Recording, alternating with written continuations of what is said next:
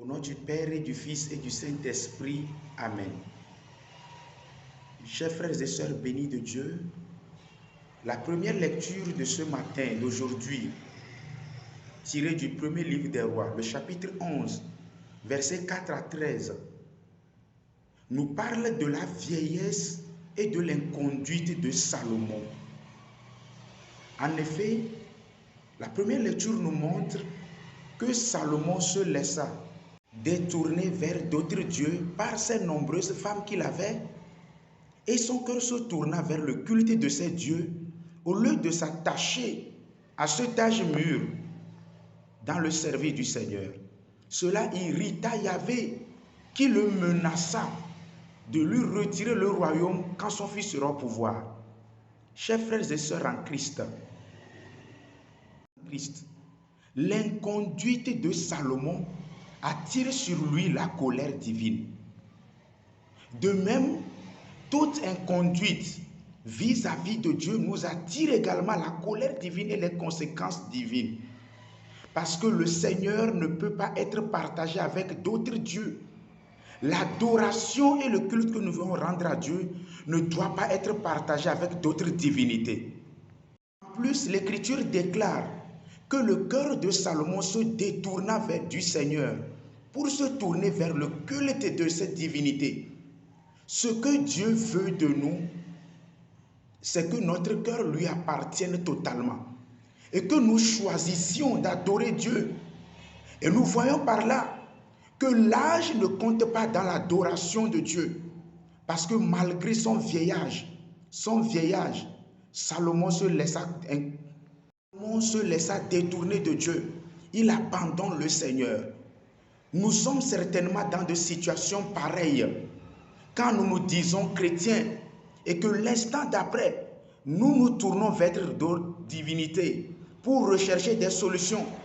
Nous nous tournons vers d'autres cultes pour rechercher la paix, pour rechercher la solution à nos problèmes et difficultés. Nous irritons par là le Seigneur. Dieu se fâche donc de Salomon parce que Salomon ne s'est pas laissé guider par le Seigneur. Malgré que l'Écriture déclare que Dieu se montra à lui par 2 fois pour le rappeler à la raison. Mais Salomon n'a pas compris. Salomon a persisté. Quelles que soient nos défaillances, Dieu nous appelle toujours à la conversion. Il nous réclame toujours, il nous parle par la conscience, par des personnes. Ne fermons pas notre cœur.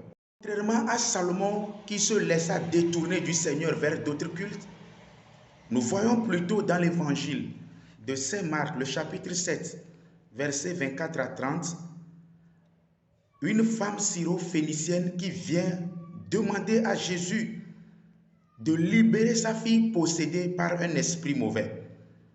Et l'Écriture déclare que la femme se jette d'abord aux pieds de Jésus pour le supplier, le signe de l'adoration. Elle se jette aux pieds de Jésus. On n'adore que Dieu seul. Elle accomplit par là donc le premier commandement. Tu n'adoreras que le Seigneur ton Dieu. Alors que Salomon se détourna du Seigneur pour adorer d'autres divinités, cette femme païenne syro-phénicienne vient adorer Jésus en se jetant à ses pieds. Elle reconnaît en Jésus l'unique sauveur.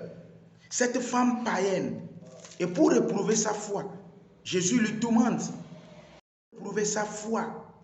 Jésus lui dit qu'il ne peut pas donner le pain des enfants aux petits chiens. Qu'est-ce que ça veut dire? Jésus lui dit que le salut est d'abord pour Israël. Mais regardez la réponse de cette dame. Elle est déterminée dans sa foi. Elle est déterminée et convaincue que seul Jésus peut donner, peut libérer sa fille, peut guérir sa fille. Elle est venue donc à Jésus avec la foi que ce qu'elle demandera, elle l'obtiendra. Que le Seigneur nous donne d'avoir la foi et surtout l'insistance de cette dame. Parfois Dieu éprouve nos foi, éprouve notre foi. Il garde parfois silence pour voir jusqu'où ira notre détermination. Cette dame n'est donc pas là pour demander que le miracle, mais elle est aussi là pour accepter Jésus dans sa vie. Que Jésus règne dans nos vies et à tout jamais. Au nom du Père et du Fils et du Saint-Esprit. Amen.